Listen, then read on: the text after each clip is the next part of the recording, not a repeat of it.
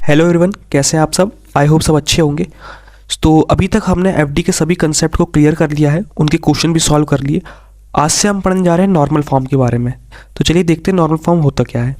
Normal form is a set of rule is use to reduce या eliminate the redundancy.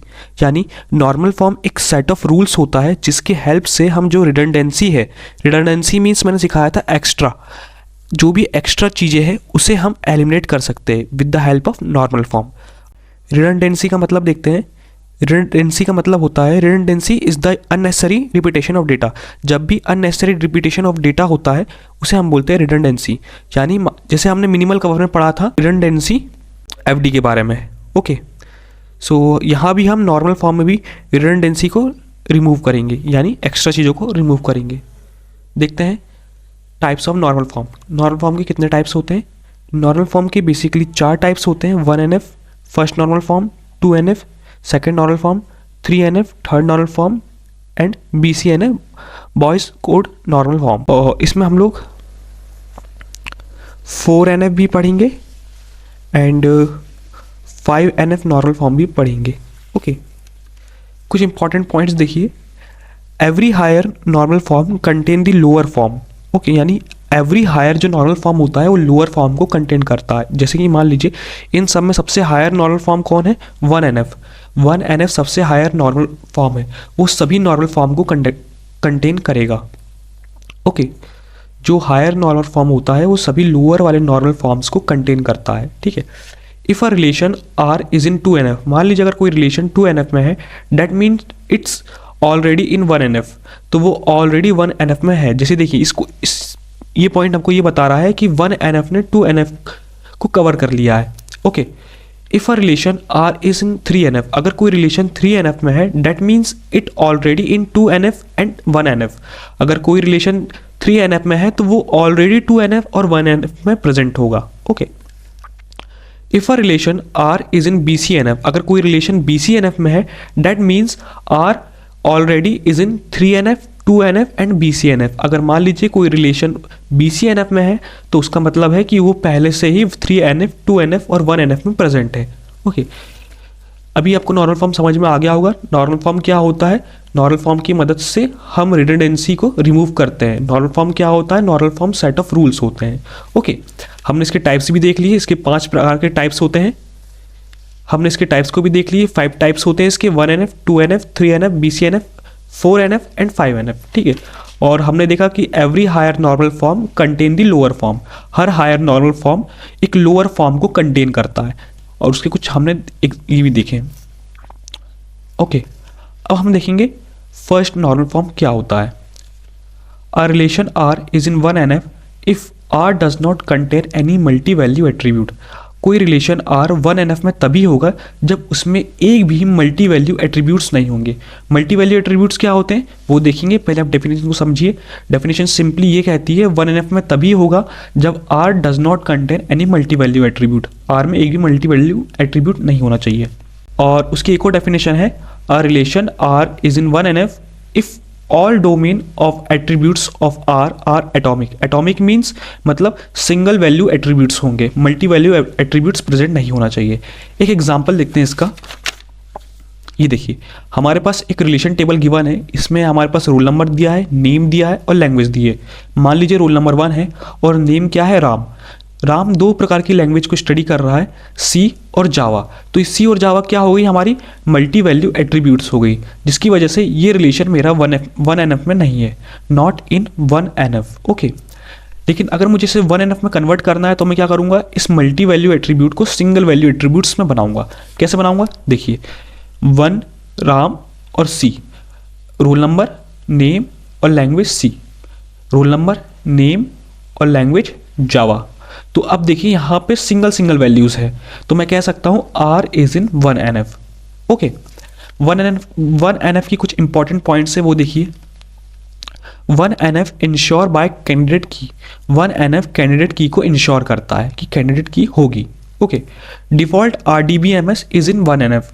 जो default RDBMS होता है वो 1NF में होता है। Okay, in 1NF redundancy level is too high. In 1NF redundancy level is too high. 1NF में redundancy level बहुत हाई होती है। जैसे देखिए एक रिडंडेंसी लेवल दी गई है 1NF, 2NF, 3NF और BCNF, यानी 1NF में रिडंडेंसी सबसे ज़्यादा होती है, फिर 2NF में, फिर 3NF में, फिर BCNF में। और नॉर्मल फॉर्म की हेल्प से हम क्या रिमूव करते हैं? हम नॉर्मल फॉर्म की हेल्प से रिडंडेंसी को रिमूव करते हैं। ओके, अब देखते हैं पार्शियल डिपेंडेंसी क्या होती है। देखिए इसको एक एग्जाम्पल की हेल्प से देखते हैं कि पार्शियल डिपेंडेंसी क्या होती है। मान लीजिए अगर मेरे पास एक FD दी है जो कि है AB tends to C is partial FD। मैं इसे पार्शियल FD कब कहूँगा?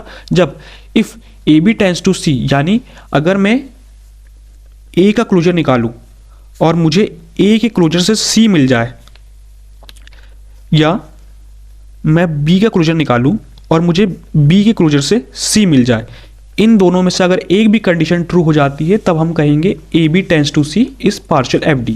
ओके, अभी हम इसे एग्जाम्पल की मदद से देखेंगे और इससे क्लियर हो जाएगा। और फुल डिपेंडेंसी क्या होती है?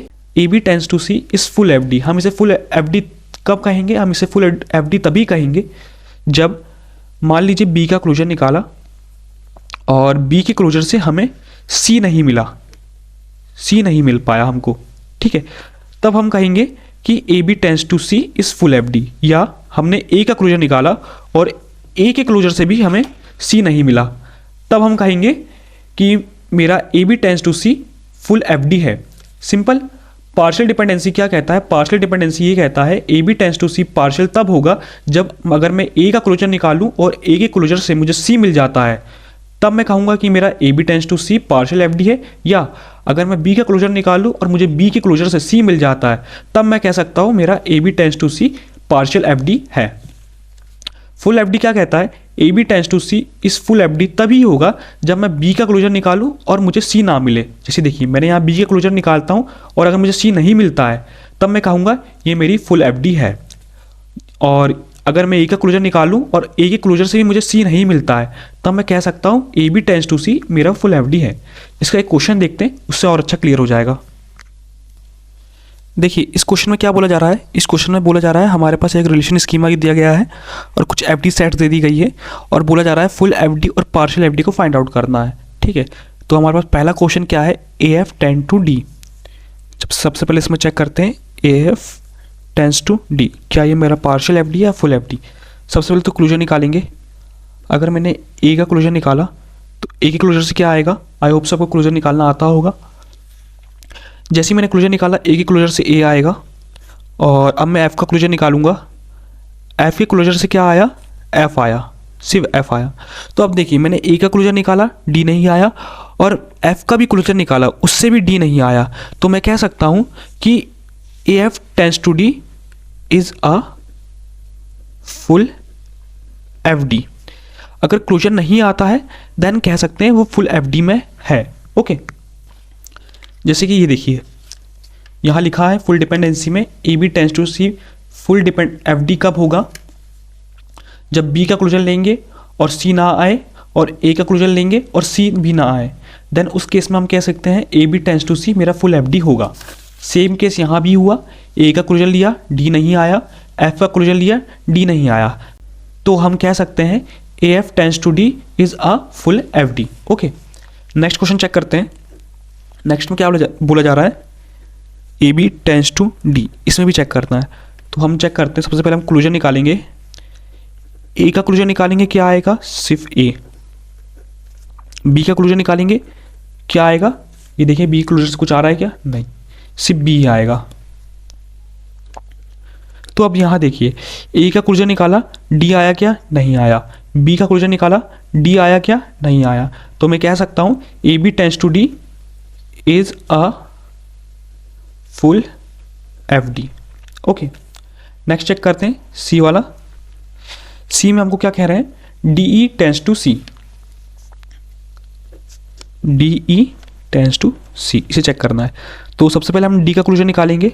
जैसे ही हम D का क्लोजर निकालेंगे क्या आएगा हमारे पास? हमारे पास D आएगा। D के क्लोजर से और कुछ आ रहा है क्या? देख लीजिए, D के क्लोजर से सिर्फ D आ रहा है। ओके, देन हमारे पास E का क्लोजर निकालेंगे और E के क्लोजर से आ जाएगा E और C। अब देखिए जैसे हमने D का क्लोजर निकाला, सी आया क्या? नहीं आया। लेकिन हमने ई का क्लोजर निकाला और हमारे पास सी आ गया, तो इस केस में हम कहेंगे D E tends to C is a partial F D. Partial F D का कंसेप्ट भी तो यही कहता था। पार्शियल एफ डी का कंसेप्ट क्या कहता था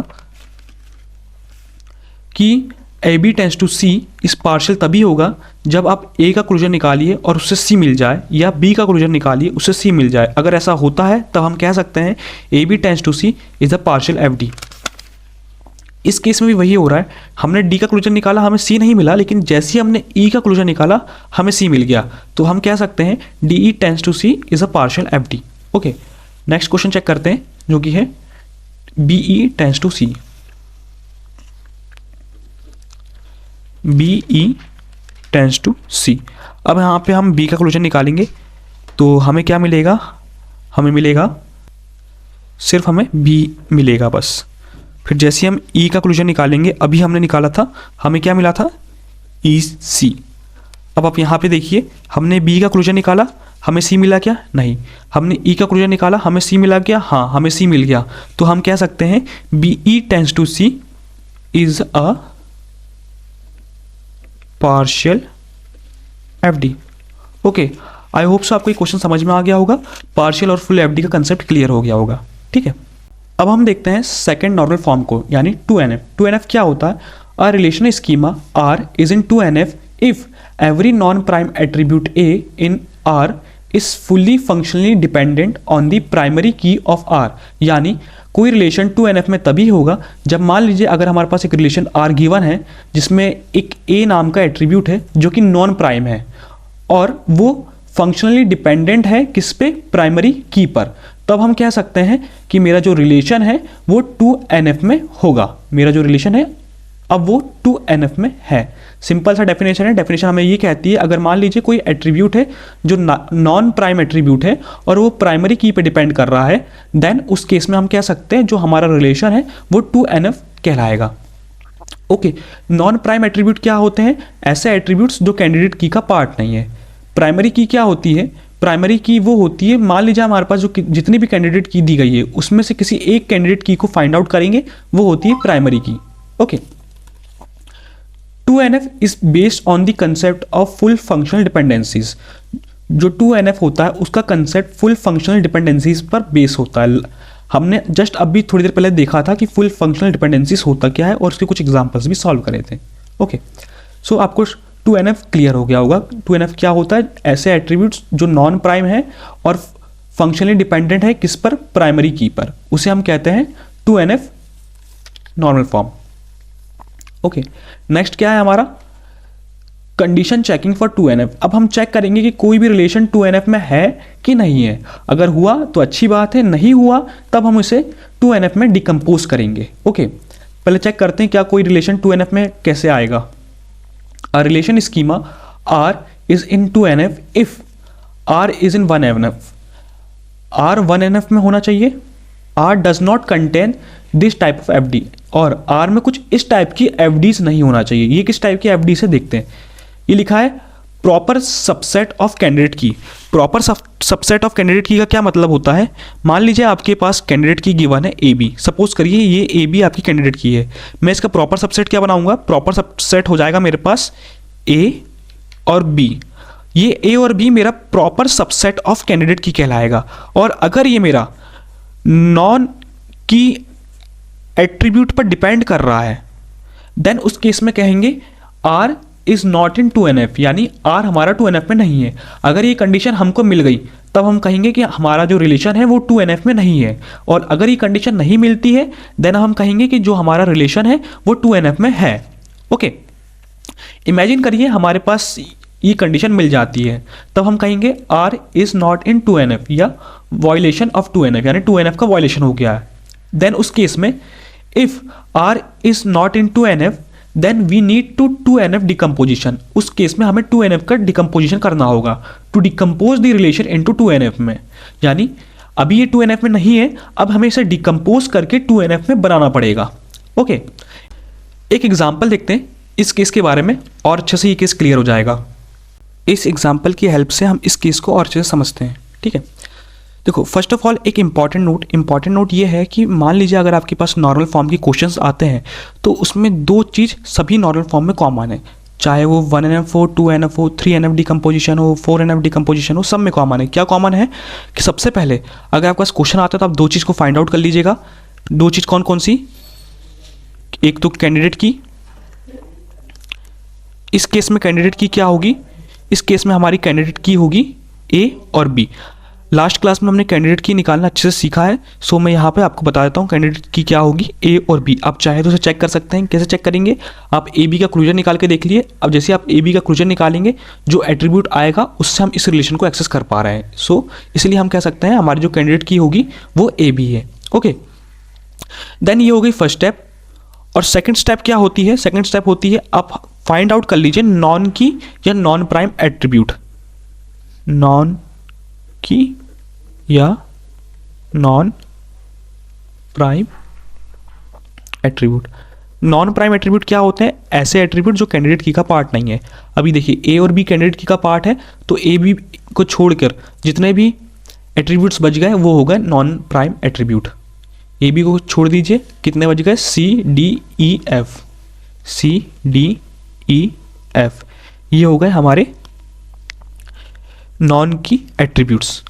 ओके, अब देखिए इस केस को समझते हैं। इस केस को समझना आसान है। यहाँ क्या बोला जा रहा था? Proper subset of candidate key tends to non key attribute. अगर ये केस मिलता है तब हम कहेंगे कि हमारा जो रिलेशन है वो 2NF में नहीं है। देखते हैं हमारे पास कैंडिडेट की क्या है? कैंडिडेट की है ए बी, और इसका प्रॉपर सबसेट क्या हो जाएगा? इसका प्रॉपर सबसेट हो जाएगा ए और बी। अगर ए टेंस टू और B tends to non key attribute होते हैं तब हम बोलेंगे कि ये 2NF में नहीं है, या ये कंडीशन अप्लाई हो गई। देखिए कैसे, ए बी के हमने प्रॉपर सबसेट हमें मालूम है ए और बी होंगे। अब हम यहाँ एफडी में चेक करेंगे। अब यहाँ देखिए ए बी टेंस टू सी, क्या ये इस केस को फॉलो कर रहा है? देखते हैं। ए बी क्या प्रॉपर सबसेट ऑफ कैंडिडेट की है? नहीं, ए बी तो खुद ही कैंडिडेट की है, प्रॉपर सबसेट तो है ही नहीं, तो ये इस कंडीशन को फॉलो नहीं कर पा रहा है। ठीक है, नेक्स्ट बढ़ते हैं। सी टेंस टू डी एफ, क्या सी प्रॉपर सबसेट ऑफ कैंडिडेट की है? देखिए हमारे पास तो ए बी है, तो सी तो है ही नहीं, सी हमारा प्रॉपर सबसेट ऑफ कैंडिडेट की नहीं है। आगे बढ़ते हैं। बी टेंस टू एफ, क्या मेरा B proper subset of candidate की है? बी मेरा प्रॉपर सबसेट ऑफ कैंडिडेट की है। देखिए हाँ, हमारे पास कैंडिडेट की में ए और बी है और बी उसका पार्ट है, यानी B proper subset of candidate की है। ओके, ये टेंस टू क्या कर रहा है? एफ। एफ क्या है? एफ क्या मेरा नॉन की एट्रीब्यूट है? चेक करिए यहाँ पर, ये देखिए एफ मेरा नॉन की एट्रीब्यूट है। तो इस केस में कह सकता हूँ कि मेरा ये जो रिलेशन है, रिलेशन स्कीमा दिया है, ये नॉट इन 2NF, ये मेरा 2NF में नहीं होगा। कैसे, क्यों नहीं होगा? क्योंकि देखिए ये जो B टेंस टू F है, इसमें मेरा जो B है वो प्रॉपर सबसेट ऑफ कैंडिडेट की है। देखिए प्रॉपर सबसेट ऑफ कैंडिडेट की है। कैसे? ये देखिए ए बी का पार्ट है ना, तो हम कह सकते हैं ये प्रॉपर सबसेट ऑफ कैंडिडेट की है। अब यहाँ एफ को देखिए, एफ मेरा क्या है? एफ मेरा नॉन की एट्रीब्यूट है। कैसे? देखिए जैसे मैंने नॉन की निकाला था तो मुझे क्या इसमें एफ मिला था? हाँ, एफ मुझे मिला था, तो मेरा हो गया एफ नॉन की एट्रीब्यूट। तो क्या इस कंडीशन को फुलफिल हो गई? देखिए जो कंडीशन थी हमारे पास proper subset of candidate key, proper subset of candidate key tends to non key attribute, non key attribute. So इसलिए हम कह सकते हैं जो हमारा रिलेशन है, ये जो रिलेशन स्कीमा आर गिवन है, ये नॉट इन 2NF में होगा, ये हमारा 2NF में नहीं होगा। ओके, सो आपको इसका मतलब क्लियर हो गया होगा। ओके, अब हम कुछ क्वेश्चन देखते हैं, उसके थ्रू और अच्छा क्लियर हो जाएगा। डायरेक्ट क्वेश्चन में जंप करने से पहले एक चीज़ और देखते हैं। If R in not in 2NF में, अगर हमारा रिलेशन 2NF में नहीं है, then we need to 2NF decomposition to decompose the relation into 2NF। Then उस केस में हमें अपने रिलेशन को 2NF में डिकम्पोज करना पड़ेगा। किस केस में? अगर हमारा रिलेशन 2NF में नहीं है तब हम उसे डिकम्पोज करेंगे, अगर रिलेशन है देन हमें डिकम्पोज नहीं करना है। ओके, अब क्वेश्चन के थ्रू समझते हैं, इस क्वेश्चन को डिस्कस करते हैं। देखिए इस क्वेश्चन में भी हमें 2NF को चेक करना है और उसे डिकम्पोज करके देखना है। हम देखते हैं कैसे करेंगे। फर्स्ट ऑफ ऑल 2 चीज़ें आपको निकालनी चाहिए। पहली, कैंडिडेट की। नॉर्मल फॉर्म का कोई भी क्वेश्चन हो, सबसे पहले आप यही 2 चीज़ निकालिएगा, कैंडिडेट की और नॉन प्राइम एट्रीब्यूट। इस केस में हमारे पास कैंडिडेट क्या आ जाएगा, AB। AB क्यों आएगा, आप AB का क्वेश्चन निकाल के देखिएगा, आपको पता चल जाएगा। ओके, नेक्स्ट हम निकालेंगे नॉन की या नॉन प्राइम एट्रीब्यूट। तो क्या आ जाएगा, AB को छोड़ के जितने भी एट्रीब्यूट बच गए वो सब हो जाएंगे नॉन की या नॉन प्राइम एट्रीब्यूट्स। देखिए D, C, E, F, G, H। Okay, then हम चेक करेंगे 2NF चेकिंग। 2NF को चेक करने के लिए मैंने आपको एक कंडीशन बताई थी। वो कंडीशन क्या थी, ये वाली। आप फर्स्ट वाली को स्किप कर सकते हैं, आप डायरेक्ट सेकंड वाले से भी ट्राई कर सकते हैं। फर्स्ट वाली ऑलवेज ट्रू होती है। ओके, सेकंड वाली को देखते हैं। सेकंड वाली कंडीशन क्या थी हमारी, proper subset of candidate key tends to non key attribute होना चाहिए। अगर ये होता है तब हम कहेंगे कि हमारा जो रिलेशन है वो 2NF में नहीं है। चेक करते हैं, यहां देखिए AB टेंड्स टू C। अब इस केस में जो हमारा AB है ये कैंडिडेट की है, प्रॉपर सबसेट ऑफ कैंडिडेट की नहीं है, तो ये तो नहीं होगा। देन देखिए C टेंड्स टू D। क्या C मेरा प्रॉपर सबसेट है कैंडिडेट की का, नहीं है। B tends to E। अब ये देखिए B टेंड्स टू E में क्या मेरा B प्रॉपर सबसेट है कैंडिडेट की का, हाँ ये देखिए कैंडिडेट की का सबसेट है B। ये देखिए B है, पार्ट है इसका, तो अब हम, ये मेरा प्रॉपर सबसेट ऑफ कैंडिडेट की है। क्या मेरा E नॉन की एट्रीब्यूट है, चेक करते हैं इसमें। हाँ ये देखिए E भी मेरा नॉन की एट्रीब्यूट है, यानी इस FD की वजह से हमारा पूरा रिलेशन 2NF में नहीं होगा। सो ये देखिए B टेंड्स टू E, इसकी वजह से हम कह सकते हैं R is not in 2NF। हमारा जो रिलेशन R है वो 2NF में नहीं होगा। और चेक कर लेते, क्या E मेरा प्रॉपर सबसेट ऑफ कैंडिडेट की है, नहीं है। क्या मेरा G proper subset of candidate की है, नहीं है। तो सिर्फ मेरा एक ही ऐसा केस मिला जिसमें B मेरा प्रॉपर सबसेट ऑफ कैंडिडेट की है और जो मेरा E है वो नॉन की एट्रीब्यूट है, जैसे देखिए ये। तो इसकी वजह से हम कह सकते हैं जो हमारा पूरा रिलेशन है वो R is not in 2NF में, यानी वो 2NF में नहीं है। तो अब हम क्या करेंगे, इसे 2NF में डिकम्पोज करेंगे। कैसे करते हैं वो देखिए। अब हम सीखेंगे 2NF डिकम्पोजिशन कैसे करते हैं वो देखिए। अच्छा, प्रॉब्लम किसकी वजह से क्रिएट हुई, B टेंड्स टू E की वजह से। तो हम क्या करेंगे, इस B का क्लोजर निकाल लेंगे। जैसे हम B का क्लोजर निकालेंगे हमारे पास क्या आ जाएगा, हमारे पास आ जाएगा B, E, F, G और H। जिसकी वजह से प्रॉब्लम क्रिएट हो रही है उसका आप क्लोजर ले लीजिए। डिकम्पोजिशन में पहली स्टेप ये होती है, ठीक है। नेक्स्ट स्टेप क्या होती है, जो आपका रिलेशन गिवन है ना उसे ले लीजिए। आपका रिलेशन क्या गिवन है, A, B, C, D, E, F, G और H। ये आपका रिलेशन गिवन है और जिसकी वजह से प्रॉब्लम क्रिएट हो रही थी आपने उसका क्लोजर निकाल लिया। डिकम्पोजिशन में ये 2 मेन स्टेप्स होती हैं, ठीक है। देन थर्ड स्टेप क्या होती है, अब एक काम करिए, आपने B का क्लोजर निकाला है तो आप ये B को हाइड कर दीजिए और जितने एलिमेंट्स दिख रहे हैं या जितने एट्रीब्यूट्स आपको दिख रहे हैं उन्हें मेन रिलेशन में से डिलीट कर दीजिए। कैसे करेंगे वो देखिए। मैंने B को हाइड कर लिया है और अब जितने भी एट्रीब्यूट्स बचे हैं उन्हें मैं मेन रिलेशन में से डिलीट कर दूंगा। देखिए कैसे करते हैं। जैसे देखिए मैंने B को हाइड कर लिया, मेरे पास बच क्या गया, E, F, G, H। अब इन्हें मैं यहाँ से डिलीट कर दूंगा। कैसे करेंगे, मैंने E को डिलीट कर दिया, मैंने F को डिलीट कर दिया, मैंने G को डिलीट कर दिया, मैंने H को डिलीट कर दिया। तो हमारे पास क्या बच गया, A, B, C, D। तो इस केस में हमारे पास 2 रिलेशन आ गए। 2 कौन कौन से रिलेशन आ गए, पहला क्या रिलेशन आया, रिलेशन नंबर 1 हमारे पास ये आया कि हमारे पास क्या मिल गया, A, B, C, D।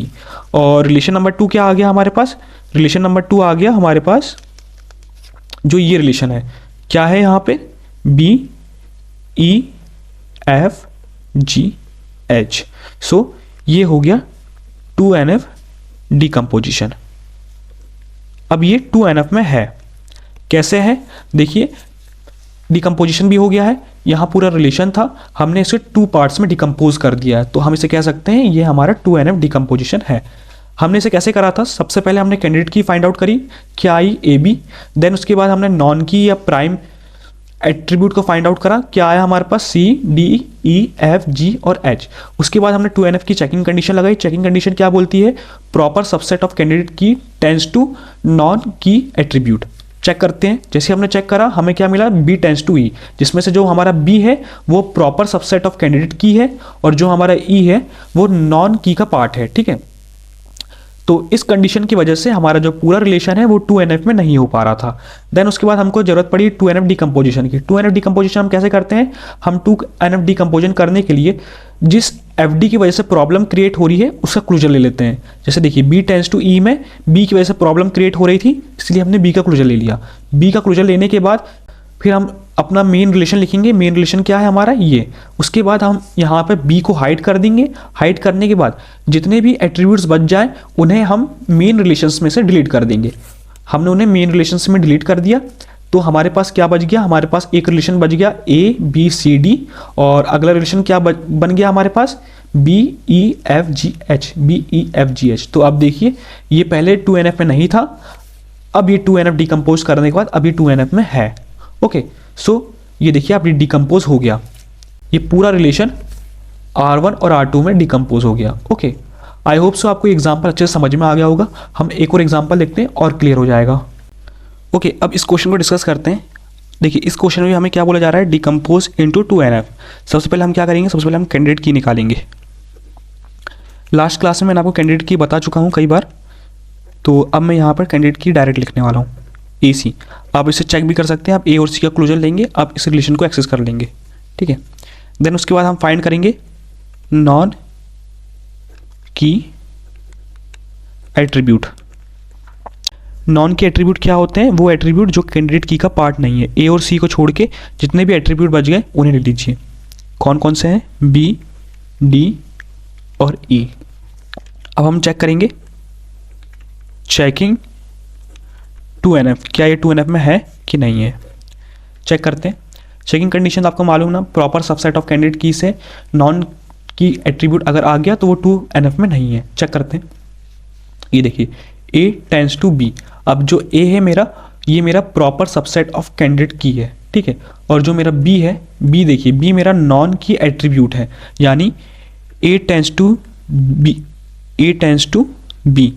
इसकी वजह से मेरी जो FD है या जो मेरा पूरा रिलेशन है वो 2NF में नहीं होगा। ओके, और अगला देखिए, अगला B टेंस टू E। क्या मेरा B proper subset of candidate की है, नहीं, B नहीं है। नेक्स्ट देखिए C टेंस टू D। क्या मेरा C proper subset of candidate की है, हाँ, ये देखिए है। और D मेरा नॉन की एट्रीब्यूट है, हाँ, D मेरा नॉन की एट्रीब्यूट भी है। मतलब इस FD की वजह से भी मेरा जो पूरा रिलेशन है वो 2NF में नहीं होगा। तो आप यहाँ देखिए, यहाँ क्या आएगा, C टेंस टू D, यानी इन दो FDs की वजह से मेरा जो पूरा रिलेशन है वो 2NF में नहीं होगा। R is not in 2NF। Then हम क्या करेंगे, अब हम 2NF में डिकम्पोज करेंगे। कैसे करेंगे वो देखिए, 2NF डिकम्पोजिशन। सबसे पहले क्या करेंगे, देखिए जिन FD की वजह से हमें प्रॉब्लम क्रिएट हो रही है उनका हम क्लोजर निकाल लेंगे। जैसे देखिए A और C, अब हम A और C का क्लोजर निकालेंगे क्योंकि A और C की वजह से प्रॉब्लम क्रिएट हो रही है। A का क्लोजर निकाला, क्या आएगा, जैसे आप A का क्लोजर निकालेंगे A आएगा, B आएगा और E आएगा। ओके, अब आप C का क्लोजर निकालिए। C के क्लोजर से क्या आएगा, C और D। क्लोजर निकालना भी हम पहले बता चुके हैं। अब हम अपना रिलेशन लिखेंगे। हमारा रिलेशन क्या है, A B C D और E। अब इन एट्रीब्यूट्स को इसमें से माइनस करेंगे। कैसे करते हैं, हमने पिछले क्वेश्चन में भी देखा था, इसमें भी देखते हैं। सबसे पहले इस A का क्लोजर को देखते हैं। इसमें इसे माइनस करना, सबसे पहले हम क्या करेंगे, हम A को हाइड करेंगे, B और E को यहाँ से डिलीट कर देंगे। B भी गया और E भी गया। देन अब हम C को हाइड करेंगे और D को डिलीट कर देंगे। डी को भी हमने डिलीट कर दिया। तो हमारा रिलेशन क्या बच गया, हमारा जो रिलेशन बच जाएगा वो रिलेशन बच जाएगा R1। R1 क्या आया हमारे पास, R1 आ जाएगा हमारे पास A और C, ठीक है। R1 आ गया हमारे पास A और C, और R2 क्या आएगा, R2 आ जाएगा हमारे पास ये रिलेशन क्या है यहाँ पर A, B और E, A, B और E, और R3 रिलेशन भी है हमारे पास क्योंकि हमने C का क्लोजर निकाला है। तो उस केस में हमारे पास क्या आएगा, ये देखिए C और D, C एंड D, और ये हो गया हमारा 2NF डिकम्पोजिशन। ये देखिए पहले जो हमारा रिलेशन था वो ये था जो कि 2NF में नहीं है, अब हमारा रिलेशन ये है जो कि 2NF में है और डिकम्पोज हो गया है। ओके, सो ये हो गया एग्जाम्पल। आपको ये एग्जाम्पल समझ में आया होगा। एक और देखते हैं, नेक्स्ट एग्जाम्पल देखते हैं। इस एग्जाम्पल में सबसे पहले हम कैंडिडेट की को निकालेंगे, क्या आ जाएगा A। ओके, देन उसके बाद हम यहाँ पे नॉन की एट्रीब्यूट निकालेंगे, क्या आ जाएगी non key attribute B and C।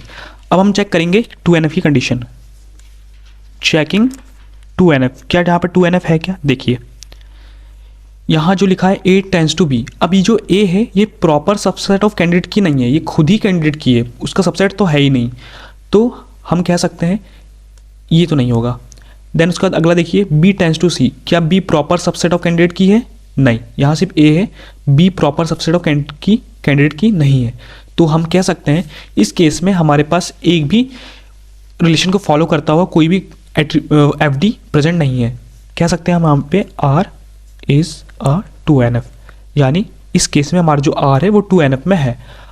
Okay, so I hope so आपको 2NF क्लियर हो गया होगा। हमने उसके कंडीशन चेकिंग को भी देखा, 2NF डिकम्पोजिशन को भी देखा।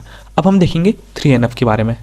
अब चेक करते हैं थर्ड नॉर्मल फॉर्म को 3NF। 3NF क्या होता है, R is in 3NF, every non trivial FD must satisfy following condition.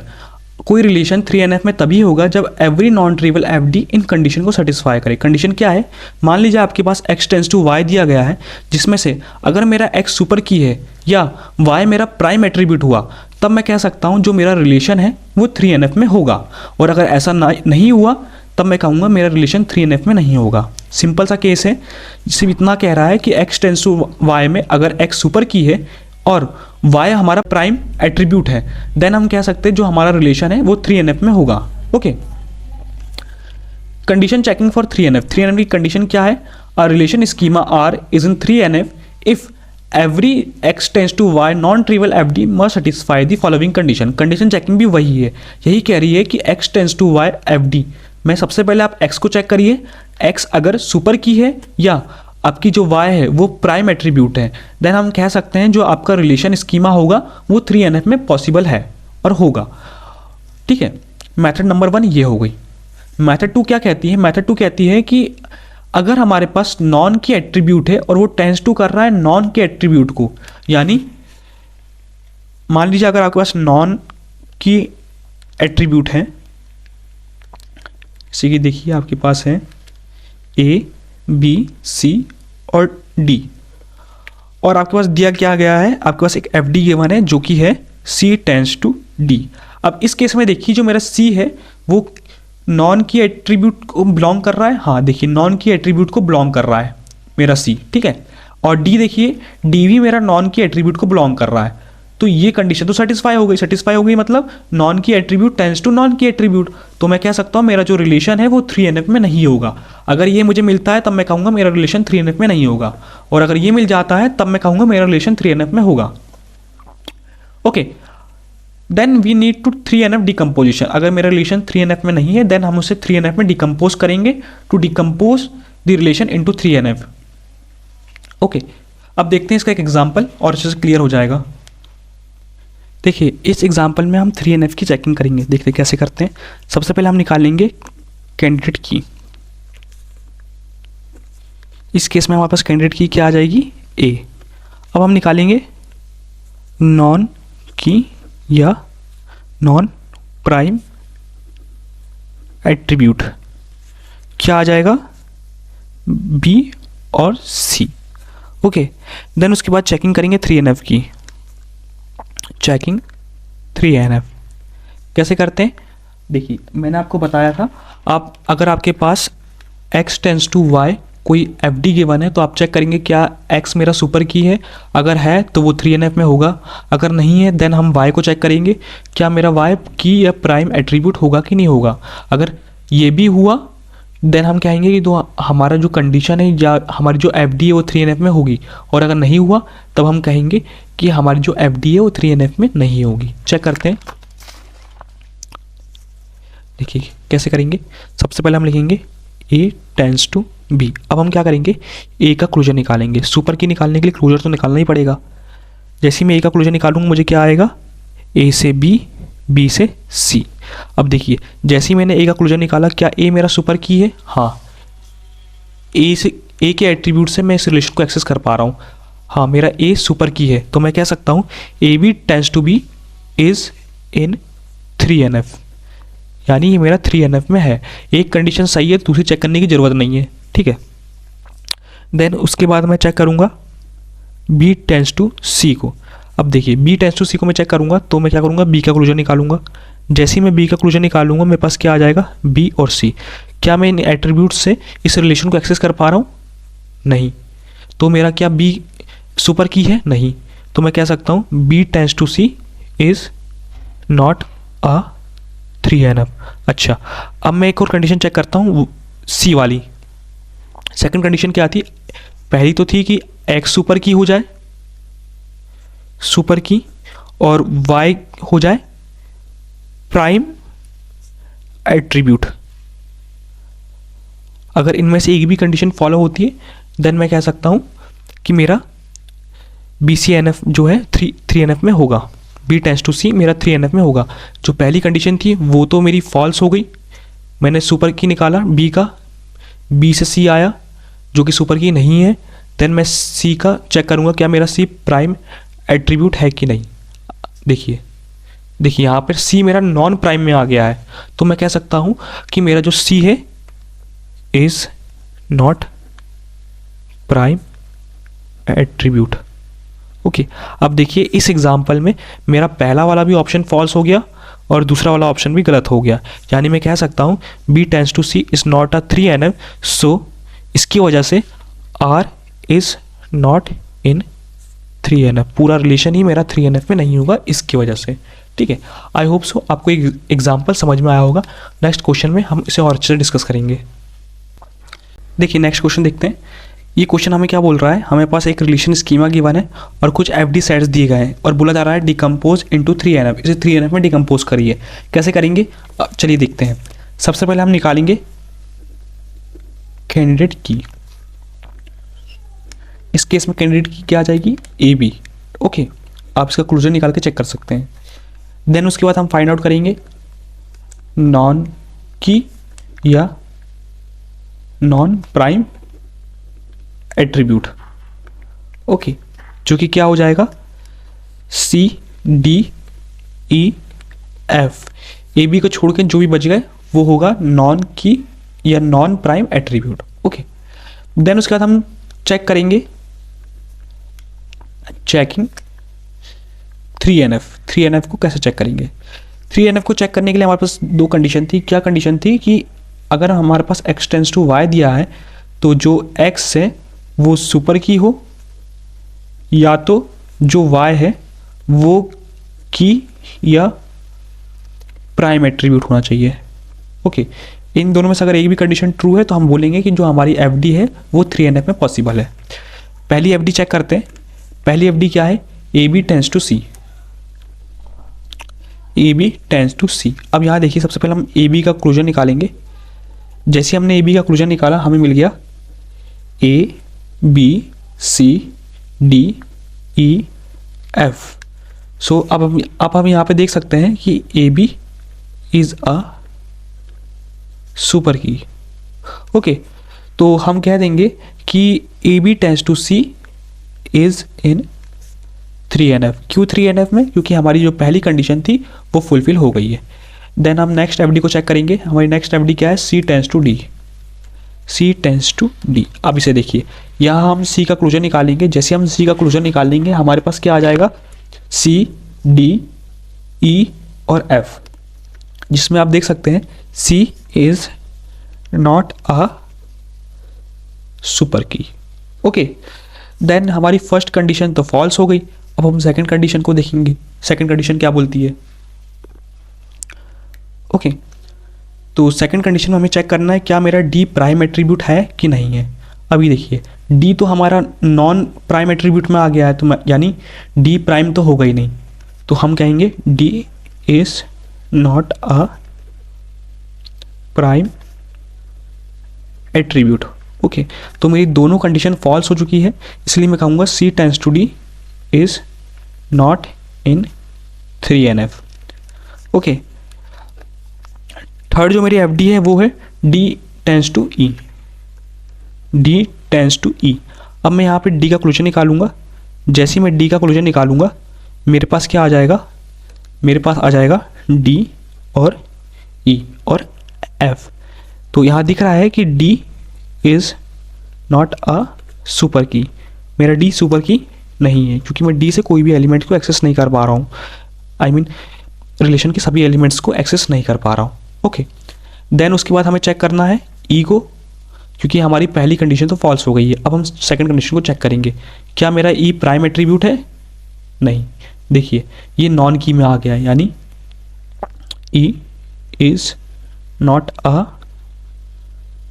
Prime attribute. Prime attribute नहीं है, तो मैं क्या कहूँगा? D tends to E is not in 3NF। 3NF में नहीं है। नेक्स्ट हम चेक करेंगे E टेंस टू F को।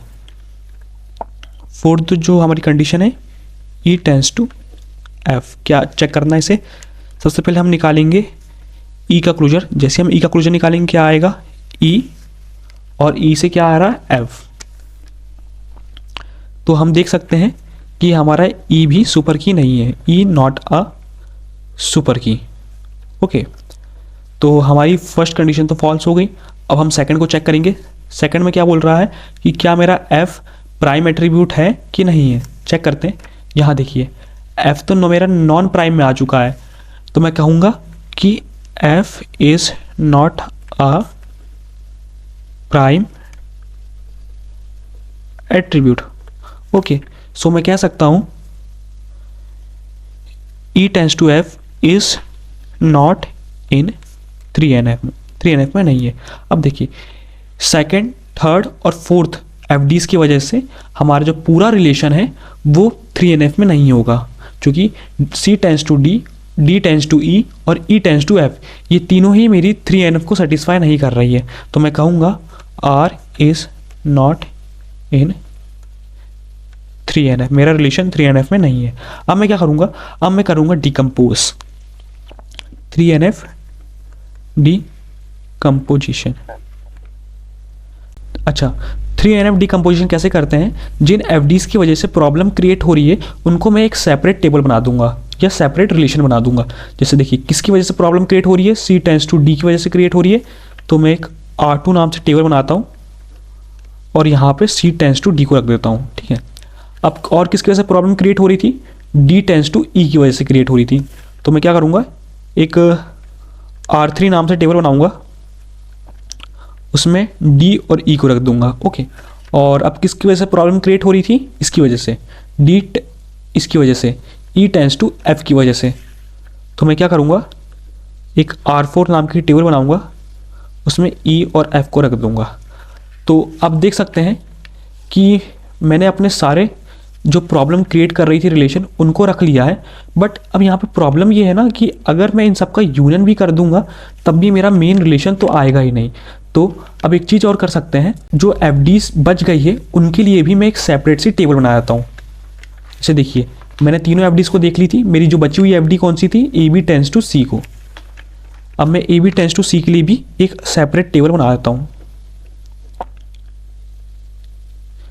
अब ये देखिए, मैंने इसको टेबल क्यों बनाई है? टेबल देखिए, अगर मैं इसे नहीं बनाता, सिर्फ मैं यही लिखता तो मेरा 3NF में डिकम्पोज तो होता लेकिन कंप्लीट डिकम्पोजिशन नहीं हो पाता। क्यों नहीं हो पाता? क्योंकि मेरा ए और बी तो रह ही गया है। अब मैं इन सबका अगर मैं यूनियन कर दूंगा तो मेरा मेन रिलेशन आ जाएगा। ओके, तो अब देख सकते हैं जो मेरा मेन रिलेशन था वो तो 3NF में नहीं है, बट अब डिकम्पोज होने के बाद मेरी चारों रिलेशन टेबल 3NF में है। तो मैं कहूँगा 3NF डिकम्पोजिशन। ओके, सो डिकम्पोजिशन सिंपल है 3NF का। 3NF का डिकम्पोजिशन कैसे करते हैं? जो प्रॉब्लम क्रिएट कर रही है उसके लिए टेबल बना दीजिए, और जो एट्रीब्यूट बच गए हैं जो प्रॉब्लम क्रिएट नहीं कर रहे हैं उनके लिए भी टेबल बना दीजिए। लेकिन याद रखिएगा उनकी टेबल पहले बनेगी और बाकियों की बाद में। यानी जो प्रॉब्लम क्रिएट नहीं कर रहे हैं उन्हें आप पहले लिखिएगा, और जो प्रॉब्लम क्रिएट कर रहे हैं उनकी टेबल बाद में बनेगी। ओके, तो ये मेरा हो गया 3NF डिकम्पोजिशन। आई होप सो आपको एग्जाम्पल समझ में आया होगा। आज की वीडियो में हमने 1NF को देखा, 2NF को देखा, 3NF को देखा, उनकी डिकम्पोजिशन को देखा। नेक्स्ट वीडियो में हम लोग BCNF देखेंगे, 4NF, 5NF और जितने बचे हुए कंसेप्ट है उनको क्लियर करेंगे। ओके, आपको आज का वीडियो अच्छा लगा होगा। मिलते हैं नेक्स्ट वीडियो में, तब तक के लिए बाय बाय।